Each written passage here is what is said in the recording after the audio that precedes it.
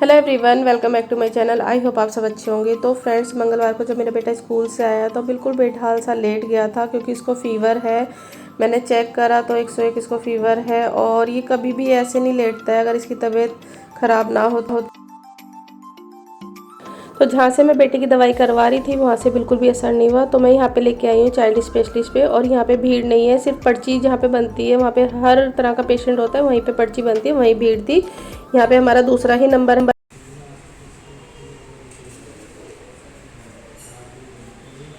नहीं जाना है। नहीं, ऊपर नहीं जाना। यहाँ पे यहाँ दिखाना है डॉक्टर के इधर, है ना। मुझे मैं चलूँगा कहाँ चलोगे? अंदर। तो आप ही को तो दिखाने आई हो, आपको फीवर हो रहा है ना।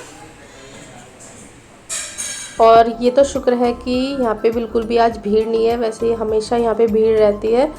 पता नहीं किस वजह से, या तो ये कह लो रक्षाबंधन है कल तो इस वजह से भीड़ नहीं है। कुछ लोग गए हुए होंगे क्योंकि जो दूर के हैं वो तो देखिए चले ही जाते हैं एक दिन पहले, क्योंकि हमें भी जाना था लेकिन हम नहीं जा पाए हैं। और ये जो सामने वाला केबिन है यहीं से मैं अपनी दवाई लेती हूँ, तो ये वीक में 3 दिन आती हैं, तो आज छुट्टी है इनकी तो इस वजह से भी भीड़ नहीं है। और कुछ चाइल्ड स्पेशलिस्ट वाले के पास भी आज भीड़ नहीं है, बहुत अच्छी बात। पैर की और फीवर की और पैरों की, हाँ जुकाम की हाँ और फीवर की हाँ। और पैरों की। और देखिए कमज़ोरी की वजह से उन्होंने बताया है कि थोड़ा सा ही खाना पीने में ना लापरवाही बहुत दिखाता है, कि खेल खेल में नीचे भी स्कूल से आएगा तो दादा दादी के पास ज़्यादा रहता है, टाइम बे टाइम ये खाना खाता है, तो उसकी वजह से भी इसको थोड़ा सा कमज़ोरी है। और यहाँ पे अभी रिक्शे वाले भैया बैंक में गए हैं, 5 मिनट का काम है, किसी पेपर पे साइन करवाने हैं, तो उन्होंने बोला मैडम 5 मिनट रुकना पड़ेगा। तो मैंने कोई बात नहीं भैया, जहाँ आप 1.5 से 2 घंटा मेरे लिए खड़े रह सकते हो तो 5 मिनट में कोई दिक्कत नहीं है मुझे। तो ये देखिए इसको ड्राइविंग करने का इतना ज़्यादा शौक है, उन्हीं की सीट पे जाके बैठ गया है।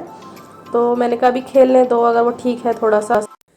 तो फ्रेंड्स, 2 दिन से मेरी वीडियो नहीं आ रही थी क्योंकि बेटे की तबीयत सही नहीं थी, और जब बच्चे की तबीयत सही ना हो ना बिल्कुल भी मन नहीं करता, बच्चे की क्या घर में किसी की भी तबीयत सही ना हो ना बिल्कुल भी मन नहीं करता वीडियो वगैरह बनाने का। तो मैंने कुछ भी वीडियो शूट नहीं करी, बिल्कुल ही मन ही नहीं करा। और यहीं से मैं आने के बाद उसको दवाई दिलवा के लेके आई, जब वो स्कूल से आया उसको फीवर था, तो यहाँ पे मैंने दवाई दिलवाई लेकिन उसको कुछ भी रिलीफ नहीं हुआ। बुधवार की सुबह जब वो सो के उठा तो वो कहने लगा मेरे पैरों में बहुत ज़्यादा दर्द हो रहा है, मुझे उठा नहीं जा रहा है। टॉयलेट के लिए भी उसे मैं गोदी में लेके गई और मुझे उस टाइम ना कुछ भी नहीं समझ आया। एक तो मेरा त्रौसी का व्रत था, घर का काम बस मैं निपटा रही थी, मॉर्निंग में नाश्ता पानी वगैरह कुछ भी नहीं हुआ था, सिर्फ मैंने चाय पी थी, बेटी को दूध दिया था। और मैंने सोचा, मैंने कहा चलो पहले सफाई कर लेती हूँ, उसके बाद मैं सारी चीज़ें कर लूँगी पूजा करने के बाद। तो जब इसने एकदम से बोला ना मेरे पैरों से नहीं उठा जा रहा है, मेरे पैरों में बहुत दर्द हो रहा है, तो मुझे कुछ भी उस टाइम पे नहीं समझ आया। फिर मैंने कहा कहाँ दिखाऊं, क्या करूं, कौन से डॉक्टर पे लेके जाऊं, उसी पे लेके जाऊं जिससे, क्योंकि हर बार उनकी दवाई लग जाती है लेकिन इस बार नहीं लगी बिल्कुल भी। फिर मुझे याद आया कि जहाँ से मेरी गठिया बाई की दवाई चल रही है तो वहाँ पे भी चाइल्ड स्पेशलिस्ट बैठते हैं और काफ़ी अच्छे हैं। पिछली बार में जब मैं बेटे को लेके गई थी तो वहाँ पे पर्ची नहीं बनी थी, लेट हो गए थे हम थोड़ा सा, तो जिसकी वजह से बेटे की दवाई वहाँ पे नहीं मिल पाई थी। तो फिर मेरे को वहीं का सूझा कि मैंने कहा चलो मैं वहीं पे इसको लेके चलती हूँ। ननू जला दे बेटा, क्या हुआ? वॉशरूम जाना है ननू, लाइट जला दे बेटा, वॉशरूम जाना है उसको। तो फिर मैं वहाँ पे लेके गई उसको, और ये देखिए सुबह के 10 बज रहे थे और 11 बजे तक वहाँ पे पर्ची बनती है। बस मैं फटाफट से जल्दी जल्दी नहाई हूँ। मैंने पड़ोस वाली दीदी को फ़ोन करा है और वो बहुत अच्छी है, सही में किसी भी टाइम उनको फ़ोन कर दो वो तुरंत हेल्प के लिए हाजिर रहती है। उनके जानने वाले एक है जो बैटरी वाला रिक्शा चलाते हैं, उन्होंने उनको फ़ोन करा और वो तुरंत की तुरंत 10 मिनट में वहीं पे मेरे घर पे आ गए थे। बेटे को लेके गई हूँ और कम से कम भी 15-20 मिनट का रास्ता है। तो मैंने उनको बोल दिया था कि जब तक हमारे को जितना भी टाइम लग जाए आप यहीं पे खड़े रहना, तो वो वहीं पे खड़े रहे थे। और फिर वहाँ पे जाके पता चला, देखिए मास्क तो वहाँ पे ज़रूरी है क्योंकि कोरोना के मरीज जो है वो फिर से बढ़ रहे हैं, और यहाँ पे मैंने देखा है लोग ना बहुत ज़्यादा लापरवाही में आ गए, बहुत ही ज़्यादा इन्फेक्शन जिस वजह से फैल रहा है। मेरे बेटे को खांसी जुकाम कुछ भी होता है, कुछ भी, मैं स्कूल नहीं भेजती हूँ, ट्यूशन नहीं भेजती हूँ उसको ताकि औरों को इन्फेक्शन ना हो जाए। लेकिन कई पेरेंट्स ऐसे हैं, अगर बच्चे बीमार भी है ना तो उनको भेज देते हैं, उसी की वजह से एक दूसरे को इन्फेक्शन लग रहा है। ये चीज़ डॉक्टर बोले थे जिनको मैंने पहले दिखाया था, क्योंकि लोगों ने कर दी है अब लापरवाही शुरू, और कोरोना के जो पेशेंट हैं वो फिर से बढ़ रहे हैं। लेकिन हमने अभी तक मास्क नहीं छोड़ा है, और मैं अभी दूध लेने भी जाती हूँ, सब्जी लेने जाती हूँ, मैं लगा के जाती हूँ। बहुत से लोग मुझे थोड़ा मतलब हंसी मजाक में बोलते भी हैं कि सबके मास्क उतर गए लेकिन रीना का अभी नहीं उतरा है, तो मैं यही बोलती हूँ देखिए सेफ्टी अपने हाथ में है। अगर हम मास्क यूज़ कर रहे हैं तो उससे कोई बुराई नहीं है, क्योंकि यही चीज़ आज अगर हम किसी चीज़ का मजाक उड़ा रहे हैं तो यही चीज़ कल हमारे काम आई थी बहुत, कि मतलब मास्क की ना कमी हो गई थी मार्केट में। एक टाइम ऐसा था कि लोग टूट टूट पड़ रहे थे मास्क खरीदने के लिए। और आज अगर थोड़ी सी लापरवाही के चक्कर चक्कर में ना वो चीज़ें मतलब लोगों ने अवॉइड करनी शुरू कर दी हैं। तो वहाँ पे मास्क ज़रूरी था, वो तो हम हमेशा लगा के ही रखते हैं। तो बेटे को बार बार छींक आ रही थी, तो मैंने उसको जब डॉक्टर के पास लेके गई वहाँ पे थोड़ा सा मैंने उसको नीचे कर दिया था। तो डॉक्टर ने भी बोल दिया था कि जैसे छींक आ रही है तो हैंकी वगैरह से मतलब साफ़ कर लो, अगर उसे सांस नहीं आ रहा तो थोड़ी देर के लिए नीचे कर दो उसका।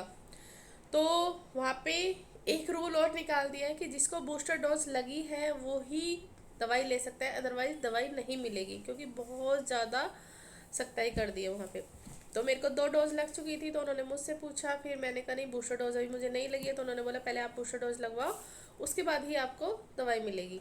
फिर मैंने हैंड टू हैंड वहीं पे बूस्टर डोज लगवाई, जबकि मैंने कुछ खाया नहीं हुआ था, जबकि ये बोला जाता है कि कुछ खा के आए हैं नहीं आए। लेकिन अब मैं वापस तो आ नहीं सकती थी क्योंकि बच्चे को दवाई दिलवानी बहुत ज़्यादा ज़रूरी थी। तो मैं वहाँ पे बैठ गई, बूस्टर डोज लग गई, वहाँ मुझे कुछ भी नहीं हुआ। लेकिन 1.5 घंटे बाद जब मैं वहाँ से आई मेरा हाथ पूरा जो है वो अकड़ गया था। वो तो अच्छा होता मेरी बेटी ने यहाँ मेरा थोड़ा सा काम बहुत ज़्यादा हेल्प कर दी थी, काम निमटवा दिया था। और तुलसी का व्रत था, मैं 12 बज गए थे मुझे आते आते। जाके ये देखो मैंने पहले बेटे के कपड़े चेंज करे, वहाँ से आने के बाद खुद के कपड़े चेंज करे, फिर पूजा करी है। और बेटी ने जो है मेरी चाय भी बना दी है। अब मैं मखाने भून रही हूँ, थोड़े से अपने लिए मखाने भूनूंगी, चाय के साथ मैं वो लूँगी। और बिल्कुल भी हिम्मत नहीं हो रही है क्योंकि मेरा जो पूरा हाथ है ना ये अकड़ गया है, और थोड़ा थोड़ा सा ना मुझे खुद से भी अब लग रहा है कि मेरे को भी अंदर से हल्का हल्का मतलब फीवर फीवर सा मतलब महसूस हो रहा है। तो अभी मैं डोलो गोली ले लूँगी, क्योंकि वहाँ पे उन्होंने बोला था अगर आपको फ़ीवर महसूस होता है तो दवाई ले लेना फ़ीवर की। और हाथ का तो देखो अभी अकड़ना शुरू हो गया है, तो मुझसे अभी कुछ नहीं हो रहा है। तो अभी तो मैं बेटे को भी दवाई दे के और खुद भी दवाई लेके थोड़ा सा करूँगी रेस्ट, उसके बाद ही बाकी के काम निपटाऊँगी।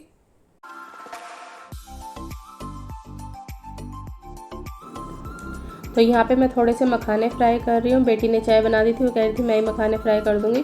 फिर मैंने कहा कि नहीं मैं कर लूँगी थोड़ा सा। फिर मैं ये खा के, अगर बेटा भी खाएगा तो थोड़े से वो ले लेगा, क्योंकि वैसे उसका मुँह ना थोड़ा सा कड़वा हुआ है, तो कुछ भी चीज़ ऐसी खा नहीं रहा है। तो उसको वहाँ पे भूख लग रही थी, तो मैंने वहाँ से निकलने के बाद उसको नारियल पानी वहीं पे लेके पिला दिया था थोड़ा सा।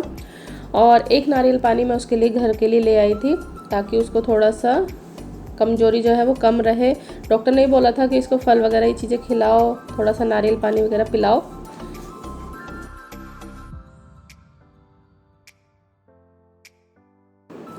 और यहाँ पे ये रात को मैंने थोड़े से बादाम और किशमिश भिगोए थे, और ये मैं बेटे को नहीं दूंगी क्योंकि देखिए इसकी तासीर जो है वो ठंडी हो जाती है भिगोने के बाद, तो अभी इसको खांसी जुकाम भी है, उसको नुकसान देंगे। बाकी एक मैं वैसे ही दे दूंगी, सिंपल जो बादाम होता है। और यहाँ पे मैं अब साथ के साथ रख रही हूँ मक्खन, क्योंकि मैंने जो रात को मक्खन निकाला था वो मैंने फ्रीज़ में रख दिया था, और नेक्स्ट डे भी मैं इसको नहीं घी इसका बना पाई थी, तो मैं अब साथ के साथ इसको रख दूँगी। थोड़ा सा बेटी देख लेगी, बीच बीच में मैं चलाती रहूँगी। तो ये देखिए थोड़ा सा जो मक्खन ना थोड़ी देर में ता गया था मतलब अच्छे से, और ये थोड़ा थोड़ा घी ना ऊपर आने लगा था।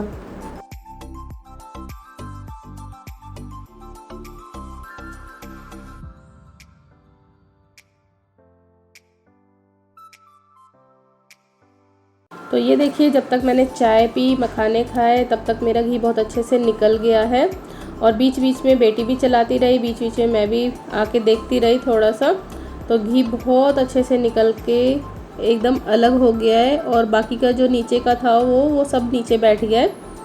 तो ये मैंने व्रत के लिए निकाला है। देखिए गाय की रोटी भी निकलती है, और व्रत के लिए मैं ना बिल्कुल भी अब रिफाइंड यूज़ नहीं करती हूँ किसी भी चीज़ में। अगर मुझे थोड़े से चिप्स या पापड़ भी भूनने होते हैं तो मैं इसी में कर लेती हूँ, थोड़े से आलू फ्राई करने होते हैं वो मैं इसी में कर लेती हूँ, क्योंकि रिफाइंड जो है वो बहुत ज़्यादा नुकसान देता है। और थोड़ी देर के बाद मैंने और उसको होने दिया था, तो देखिए अब बिल्कुल अच्छे से घी निकल गया है। और बस अब मैं इसको थोड़ी देर में फिर छान लूँगी जब ये पूरी तरीके से ठंडा हो जाएगा। और ज़्यादा मैंने वीडियो नहीं बनाई थी, तो चलिए करती हूँ वीडियो का एंड। आई होप आप लोगों को पसंद आई होगी, तो प्लीज़ लाइक एंड सब्सक्राइब जरूर करो।